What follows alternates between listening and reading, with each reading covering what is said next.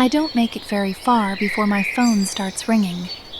Furious at the interruption, I slow down and look for a place to land. I see a small park bench close by. Yes. Hi, Annie. I think you should go back into that nice coffee shop or you'll miss your interview. Why are you upset?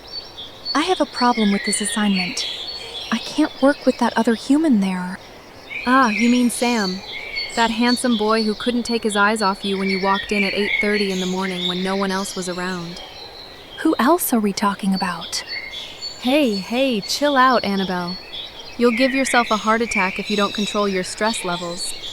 What happened all those years ago wasn't your fault, you know. And besides, it's not like Sam would remember you. That's true. But it's hard when you can sense everybody's emotions, especially the bad ones. I can understand that. And we all can feel humans' emotions if we were all down here.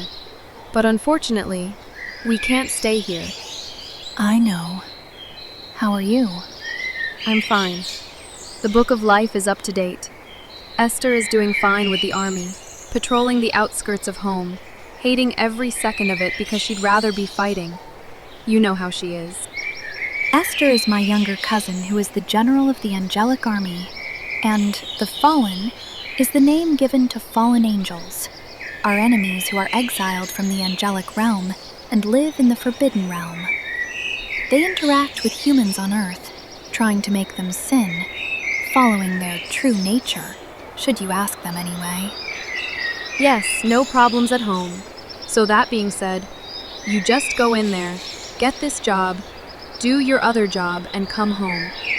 And I promise I won't wake you up for a week, unless you miss a meeting like this morning. Very well. Fly high and be free. And may no evil befall thee. Until we meet again. I needed to take a break. I noticed a young boy, possibly around 11 or 12 years old, enter the cafe with his mother. I couldn't handle it, so I took my designated 15-minute break. Thankfully, Dorothy and Casper understood and didn't say anything as I just rushed off without letting them know. But Dorothy noticed. After I've cried myself out, I wash my face, make sure my glasses are on straight, and go back into the chaos that is my job. I'm just about to ask Casper if there are any orders he needs help taking to customers while Dorothy goes on her break, when Mr. Fredrickson emerges from his office door, which is just beside the kitchenette, but outside the view of any customers. Spencer, a word. Yes, sir. I say, making my way into Mr. Fredrickson's too small office. The smell of smoke is even worse in the office, only slightly reduced by the presence of the window, which is mercifully open to allow some fresh air in. The window is right beside the chair that is now occupied by Mr. Fredrickson. I am not so lucky, as I have to sit on a small chair beside the door. The only saving grace this time is that it is right beside the door, so that if I want to, I can run out the door, assuming, of course, that I want to sacrifice my financial livelihood for the sake of something so unimportant or meaningless as my physical health. Naturally, that isn't even a question I consider anymore, as I sit down and wonder what my boss wants to say. I am going to be unavailable to do the interviews today, so you, Casper, and Dorothy will have to work out for yourselves who is going to conduct them. I understand, sir. Is there anything else? Oh yes. Come to think of it, I may be out for the next few days. I'll trust you three to show the new recruit the ropes. Of course, if I don't like them, we'll need to advertise again. That is all. Please tell Casper I need to speak with him. Oh, and you have my permission to do the interviews in my office, as I will be leaving soon. Yes, sir. After I tell Casper what Mr. Fredrickson told me, I help Dorothy with orders, which includes cleaning up the table that girl, Annie, was sitting at as she had left while I was on break. Dorothy then goes into Mr. Fredrickson's office when Casper comes back, and he takes over customer service while I keep taking orders to customers. Eventually, Dorothy returns, and we all meet in the kitchenette for a group meeting, as all customers have been served, and no one new has entered the cafe yet. The boss basically just told me what you said, Sam. When we do have people come in, do you want to interview the first person, and Dorothy, you can interview the second person? What did Mr. Fredrickson want to talk to you about? Well, he saw me for a moment, but then just said he wanted me on service as normal. And yes, I'll interview the second person. Do you have the interview list, Casper? We only have one person at the moment. Oh. Well, I mean, we did. Oh, I'm wrong. She's just come back and look. Well, I'm up then. You go see to our guest, Sam. For some reason, she knows who you are, which will put her at ease. Who? I ask, not understanding until I finally look towards the door to see Annie standing near the front counter. She has a guilt-ridden expression on her face until she sees me and gives me that small but beautiful smile that makes me smile at her, too.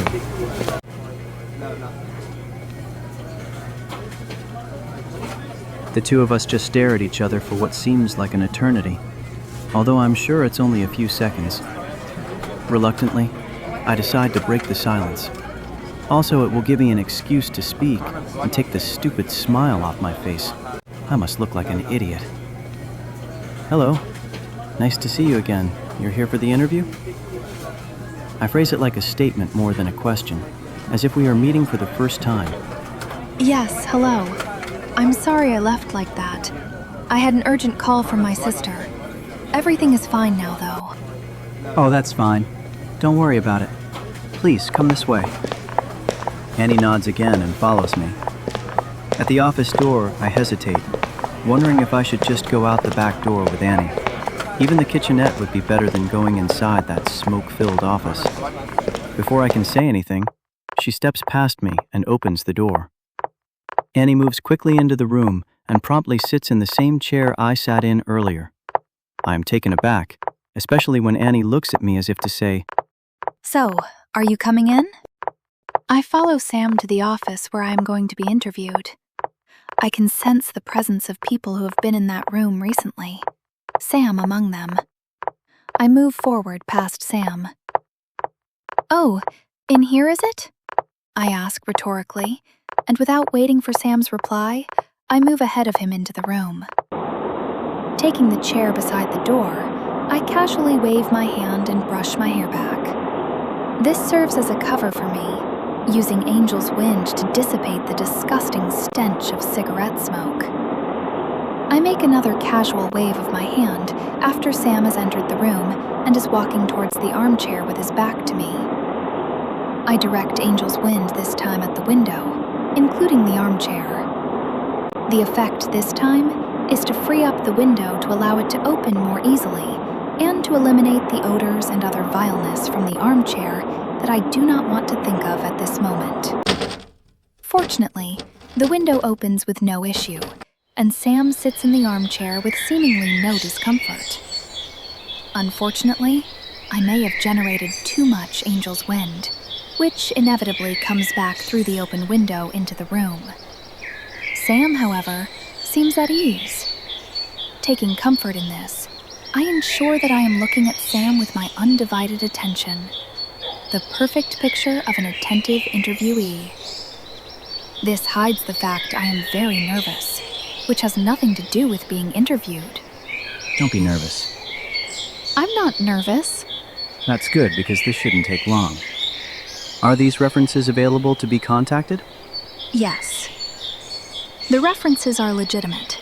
Elizabeth, my sister, and Esther, my cousin, could indeed be contacted should Sam or anyone else try to verify my job history.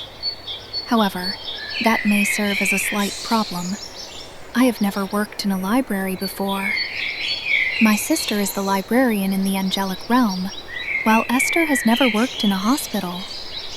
However, serving in the angelic army has caused me to check on many of her trainees. So I suppose, technically, I am not lying. Sam looks at me intently for one moment. I wait, expecting Sam to say that someone else has gotten the job and that I'm unreliable because I ran away earlier today. My suspicions seem confirmed when Sam shakes his head. This isn't a hospital or a library, just a cafe where you will have to deal with frustrated customers and serving half-decent food and put up with a cigarette-smoking obese jerk for a boss. Add to that Dorothy and Casper, My colleagues are in that Romeo and Juliet stage of their relationship where they can't stand to be apart from each other. So you're saying I'm overqualified for this position? Or that I can't handle love-struck colleagues? Please. No, of course not. You're more than qualified. Our boss isn't even here today. He's left it up to me, Casper, and Dorothy to pick an assistant. I slowly walk back to the chair, feeling a little ashamed of myself for my angry outburst. I suppose having this job means more to me than just helping me to accomplish my proper job, the precise reason for which I am trying not to think about. You're too good for this place. Why do you want to work here? I like meeting new people. I'm a quick learner, and I love a good coffee. As for the whole colleagues dating colleagues, it really doesn't bother me. I believe that love is love, and I think it's a wonderful thing. I say this with an earnestness that surprises me, and without really thinking, I continue. I also think if you find that special someone who you want to be with, even if they are a colleague, as long as you both understand each other, I do not see any problems. I completely agree with that. I mean, as long as you don't get on each other's nerves and give them space when they need it. Besides, who wouldn't want to meet someone special at their job? Saves time on a dating site or going to a bar. So what do you think? Am I still overqualified? Sam takes the hint, moving on as if we both hadn't gone off on a tangent about romance, speaking to one another as though we had known each other for years, instead of half an hour. That's good. I mean, about liking people, and it's great you like our coffee. Are you able to start on Wednesday? Tomorrow just seems too quick for you to start. I would like to start tomorrow. Well, I'll talk to my colleagues, but barring any objections from them, you're hired. Sam extends his hand. Congratulations, Annie. Thank you, Sam. I smile again and grasp his hand.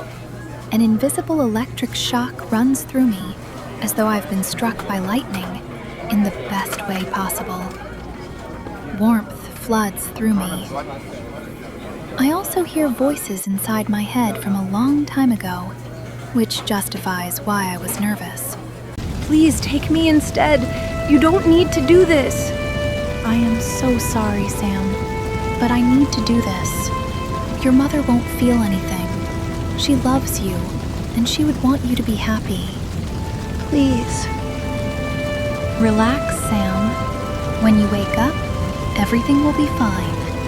I won't let you take her! I flinch, suddenly waking up from the bad memory.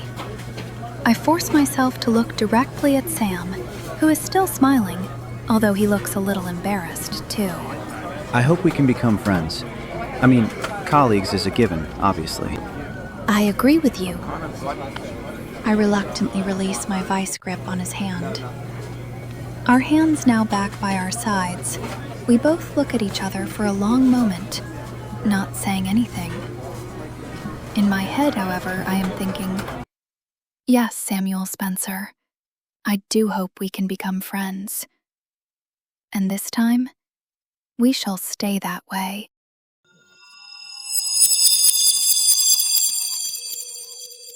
The rest of the day seems to fly by. I introduce Annie to Dorothy and Casper, who both seem pleased to meet her, although it looks like Dorothy is put out a bit, I guess because she won't be the only girl on the team anymore. Despite Annie saying she can start tomorrow, Dorothy, Casper, and I all say that it's fine if she comes in next week. Eventually, we reach a compromise, and Annie's first day will be this Friday. This should make things easier in regard to ordering uniforms and changing employee schedules around, so at least the pressure will be off us for the moment. All too soon, though, Annie leaves the cafe, and suddenly I realize how cold it's been in here. Casper and Dorothy are shivering slightly, although they are trying to hide it. I'll put the heater on. It's only now that I take a look around and notice that everyone seems to be cold. Everyone, that is, except a woman sitting at a table who is wearing an eye patch. Eye patch woman is staring at the front door as if she is waiting for someone. Perhaps she can tell I'm looking at her because she suddenly turns around in her seat and looks right at me. with a look that's a borderline glare. I tense, wishing I could look away, but seem to be frozen solid. The feeling only grows stronger when she starts walking towards the front counter. By the time she reaches it, still looking at me, I can barely breathe. The eye patch woman speaks to Dorothy. Pardon me, would you please get me a black coffee to go? I'm sorry, but I'm in something of a rush. Certainly. Excellent, I'll wait here. Dorothy hurries off to make the eye patch woman's coffee. The eye patch woman suddenly looks at me intently. I don't think your colleague likes me, Samuel. Oh, really? Old school friend. We had a falling out. Here's your coffee. Thank you. The eye patch woman leaves, and the rest of the day drags on. Eventually, though, it's 5 p.m. closing time. After Casper, Dorothy, and I are done cleaning, we have another conference in the kitchenette. Well, that was unpleasant. Do you know her? You could say we've crossed paths in the past. So who is she, babe? Her name is Esther. Esther. Now that's a name you don't hear every day. You're missing the point. It's not a big deal, but seeing her just brought back some stuff. Anyway, it's time for us all to go home. Sam, do you want to ride home? Despite my protests, Dorothy and Casper do end up driving me home. Dorothy drives, as it's her car, and Casper's car is in the repair shop, getting its brakes fixed. All too soon, I'm back at my shared house. I say goodnight to them and reluctantly open the door, ready to be enveloped by the sound of the evening news on the TV, because Kelly is a news fanatic studying journalism. So she says if she's going to become a news anchor, she'll need to know how the professionals do it. Instead, I'm greeted by peaceful silence. There's a note on the fridge. Hi, Sam. Order a pizza or something and don't worry about cooking for us. We're going to my parents' place for dinner. Sorry we didn't invite you, but it's a family thing. Thank you again for Saturday night. Elle, Kelly, and Chris. So even my housemates are off doing their own thing without inviting me? I swear silently. Just my luck to be surrounded by couples and being the only single person around. I'm a nice guy. Sure, I occasionally gamble too much after rent, and I enjoy a scotch or two with a steak dinner. But I can hold down a job, my finances are relatively stable, and I'd treat a girl like a princess if she'd only give me a chance. Why me? Damn it. Furious and overwhelmed by the day's events, I pour myself a scotch, drain the whole thing in one giant gulp, and then fight through the coughing fit that accompanies the aftertaste. Hating my life and the fact I've just had a drink, I grab the bottle and pour the whole thing down the sink. As the brown liquid drains away, I imagine it as pain falling away and leaving nothing in its place. I take a deep breath and then throw the bottle into the recycling bin, feeling strangely at peace. I brush my teeth, then change into my pajamas and hop into bed. The good thing about sculling scotch so fast is that, provided I don't listen to an audiobook or anything stimulating, I should be out like a light in about 15 minutes or so. Soon, that warm feeling of approaching sleep begins to wash over me. As I close my eyes and let everything go, one thought strikes me. The table where Annie was sitting earlier today, I mean the first one until she spilt her coffee. This seems strange because it looks like the spilt coffee was burned into the tabletop, like it had been engraved there. I also remember every time Annie entered the cafe, that chill wind seemed to follow her. Then, right before her mug broke, I remember an intense wind blowing near me and the table, the tingling sensation as Annie gripped my hand. It was almost like she'd healed it by blowing on my hand, blowing over her mug as a cover, and then taking my hand in hers to make sure it was healed. Not to mention the cigarette smoke suddenly leaving Mr. Fredrickson's office. Come to think of it, she had entered the office first. Could she have? Of course not, I think.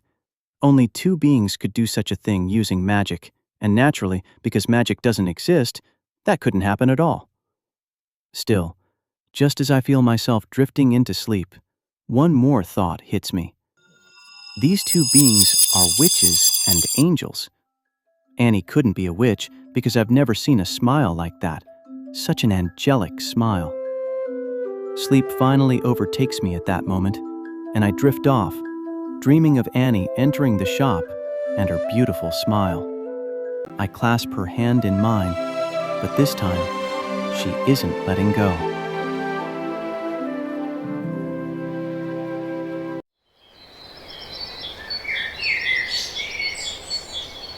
The good news is, when I wake up the next morning, I feel great. The bad news, of course, is that it's the day after Monday, which in some ways is even worse than the start of the week, and because I didn't eat anything last night, I'm starving. I fixed the latter problem by making myself a coffee and eat a muesli bar while sitting at the kitchen table, one of those circular ones with 4 chairs made of wood. After starting on my second coffee, I reflect on recent events. A new employee will start working for us in a few days. Mr. Fredrickson is away the rest of the week, and apart from Dorothy being freaked out about Esther, to be fair, that woman scares me too, things are pretty good. Feeling better for the first time in I don't know when, I resolved that from today, I will hit the reset button. No more drinking, apart from maybe Friday night after the working week is over. No more gambling until my debts are paid off. And I'll be nicer to Dorothy and Casper, Chris and Kelly too. So what if I'm surrounded by couples? I'm happy being me, and someone will come along eventually. After draining the last of my coffee in one big swig, I place the mug in the dishwasher and walk over to the fridge, where the magnetic whiteboard still has the note written from the night before. I erase the message and write my own. Morning, guys. Thanks for picking up the milk last night. I'm sorry about Sunday night. I'll cook tonight unless you're out. Have a good day. My good mood lasts all the way through my bus journey to work, and even through the monotony of the morning's sprucing up of equipment and supplies checking. But like everything good in my life these days, the feeling doesn't last long. Casper calls me, informing me he won't be in today because he's feeling sick. There is a flu bug going around, so I can't be too angry. Casper asks me if Annie would be willing to start today. He also says that he'll take the heat if Mr. Fredrickson has any objections when he returns. I can ask her. She'll probably hate coming in, especially when I told her she didn't have to. Then again, she did say starting today wouldn't be a problem, and if she does have one, can I say it was your idea, so she hates you instead of me? Yeah, sure. Thanks, Sam. I can get away with teasing Casper because he's one of my oldest friends from school. Fortunately, I already programmed Annie's number from her resume into my phone. You know, in case she got the job and there was an emergency. What, like I'm the only person to do that? As my thumb hovers over Annie's number, I hesitate, wondering if I should text her instead before dismissing the idea as not only being unprofessional, but stupid. I'm not a love-struck teenager. I'm calling a colleague who just happens to be a woman who is starting a few days earlier than either of us thought. And besides, she wanted to start today anyway. I take a deep breath and press the number. 298 years and 6 months ago, aka the incident. The snow is falling slowly but steadily, turning the grass underfoot from brownish green to pure white, covering everything it touches. Perhaps I should say underwing, because that is what I'm doing now. Flying. Okay, maybe hovering slightly above the ground for a few moments before dropping to the ground again, my silver-white wings flapping furiously as they battle the inevitable pull of gravity. I concentrate on moving upwards towards the trees, which are still above me. I also imagine that the ground beneath me is the fires of the Forbidden Realm, where angels never wish to go. Slowly, I begin to rise, my wings beating less frantically as they eventually settle into a gentle, steadier rhythm to something resembling a consistent beat. Once I have my wing beats under control, I practice flying up and trying to land without falling over. It doesn't work too well, as I end up being covered in snow. Thanking the angelic realm that no one is watching me, I shake the snow off me and begin flapping my wings again, preparing to take off once more. After an indeterminate amount of time, during which I am surprised the Christmas snow angels haven't shown up, asking if I want to join them for Christmas giving next year, I managed to successfully land properly and take off without any real problems. That was great, Snow White! How long have you been watching me? Don't blame Richard. I was the one watching you. I just flew off to tell Richard to come watch. And to answer your question, I started watching you the first time you turned into a snow angel. You wicked witch! I hate you, Annabelle! Well then, you shouldn't spy on people. It's rude. All right, Annie, I'm sorry. And I'm sure Esther is too, aren't you, Esther? Fine. I'm sorry, Annie. You're forgiven. Now, what is so important that you felt the need to watch me embarrass myself? Elizabeth is already there. Follow us. We'll see how you can keep up with us. You witch! I take off after her, determined to beat her to our destination, wherever it is. I take off so smoothly this time, like I have been flying for years, not mere hours.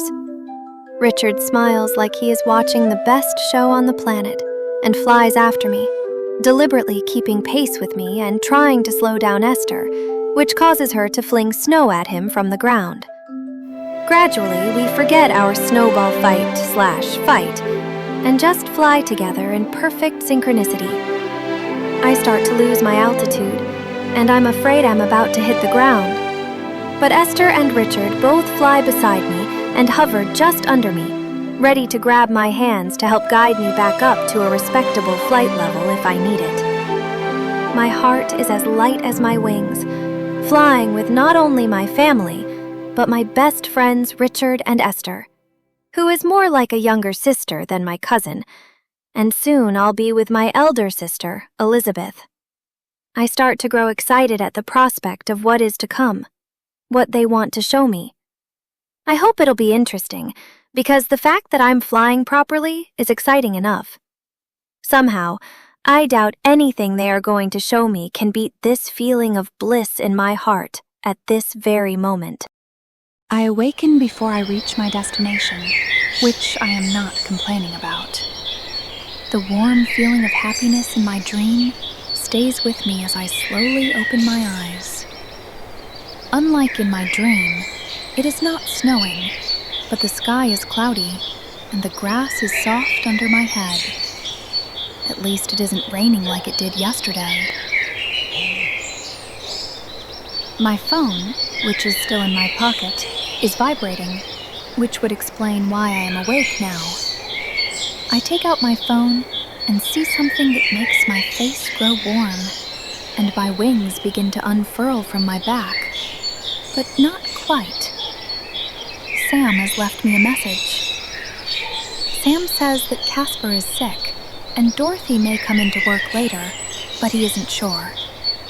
Since Sam may be the only one in the cafe at the moment, he would require some help, and if I would mind starting today. Sam's tone can't quite hide the nervous excitement that I am feeling now. I press the number that belongs to Sam. Hello? Good morning, Sam. You need me to work today? Annie? Yes, thank you. I'm really sorry, but Casper called me. He said... Oh wait, of course, you heard my message, obviously. Would you mind coming in? Yes, I know. How unfortunate. I hope Casper feels better. Of course, I'm happy to start today. I'll see you soon. Okay, great. Your uniform isn't ready yet, but just wear what you did yesterday. All right, I will. I shall see you soon.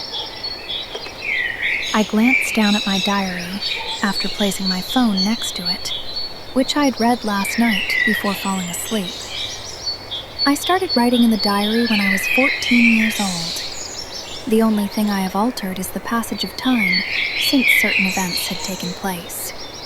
Case in point, when I had learnt to fly for the first time. I know I should stop reading my diary. As appealing as some events in it were to remember, they also caused me to experience recurring nightmares, adding to my sense of guilt and unhappiness. Suddenly remembering my conversation with Sam and snapping myself out of bad memories, I almost run towards the pool of peace, a large pool that cleanses all negative thoughts and rejuvenates the hearts and minds of those who bathe within it. The water is blissfully cool as it hits my skin. I duck under the water, feeling its cool embrace as the water closes over my head. I feel nothing but complete freedom and happiness, and I am at total peace with myself and the universe. I have not experienced this feeling in quite some time, not since my dreams. Perhaps I would say that I started feeling better after yesterday's events. I emerge from the pool, channeling my angel's fire to increase my body temperature and abruptly dry my clothes that I did not take off before I went into the pool.